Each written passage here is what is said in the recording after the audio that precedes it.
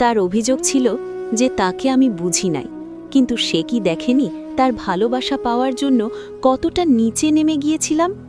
তুমি চলে যাওয়ার পর যেদিন শেষবারের মতো বুঝলাম এই চলে যাওয়া আর ফেরার নয়, সেদিন বুকের ভেতর শুধু কষ্ট না, পুরো একটা পৃথিবী ভেঙে পড়েছিল।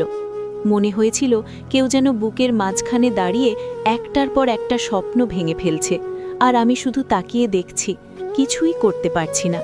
তোমাকে ফেরানোর আর কোনো দরজা খোলা নেই, এই সত্যিটা মেনে নিতে নিতে নিজের ভেতর কতবার যে ভেঙেছি তার হিসাব নেই।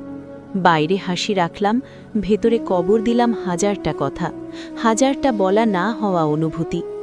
নিজেকে বাঁচিয়ে রাখার জন্য নানা অজুহাতে ব্যস্ত থাকার অভিনয় করলাম, কাজের ভিড়ে নিজেকে ছুঁড়ে দিলাম। ভেবেছিলাম সময় হয়তো তোমার স্মৃতিকে ধীরে ধীরে মুছে দেবে, কিন্তু সময় তো শুধু এগিয়ে যায়, কিছু স্মৃতি সে ছুঁয়েও দেখে না। কিছু মানুষ থেকে যায় ঠিক আগের মতোই তীব্র, ঠিক আগের মতোই জীবন্ত। দিনভর হাজার মানুষের ভিড়ে থেকেও আমি ভেতরে ভেতরে ভয় পেতাম একাকিত্বকে, কারণ মাত্র কয়েক মিনিটের নিঃশব্দতা পেলেই তুমি এসে দাঁড়াও আমার সমস্ত চিন্তার মাঝখানে। তোমার মুখটা ভেসে ওঠে, তোমার চোখের ভাষা কথা বলে, আর আমি নির্বাক হয়ে যাই, কারণ জানি তুমি আর আমার নও। আমাদের মাঝে এখন কয়েক শত হাজার কিলোমিটারের দূরত্ব না, এর চেয়েও বড় একটা দেয়াল দাঁড়িয়ে আছে, যার নাম অসহায়ত্ব। এই দূরত্ব পেরোনোর মতো শক্তি নেই আমার, সাহস নেই, অধিকারও নেই। রাতে হঠাৎ করে বুকটা ভারী হয়ে আসে, শ্বাস নিতে কষ্ট হয়, চোখের কোণে অজান্তেই পানি জমে। চোখ মুছি, আবার জমে, কারণ কষ্টগুলো আর চোখের ভেতরে ধরে না, তারা বেরোতে চায়।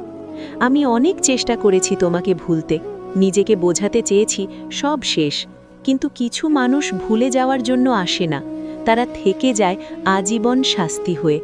হয়তো কোনোদিনই আমি তোমাকে ভুলতে পারবো না, হয়তো এই না পাওয়ার বেদনাই আমার সারা জীবনের সঙ্গী হয়ে থাকবে। তবুও আজও সব কষ্টের ভেতর দাঁড়িয়ে আমি একটাই প্রার্থনা করি, তুমি ভালো থেকো, খুব ভালো থেকো। আমার ভাগ্যের সব সুখ যেন তোমার জীবনে গিয়ে পড়ে। আমি না থাকলেও আমার ভালোবাসাটা যেন তোমাকে কখনো অভাব অনুভব করতে না দেয়। আল্লাহ আমার প্রার্থনা কবুল করুক। পৃথিবী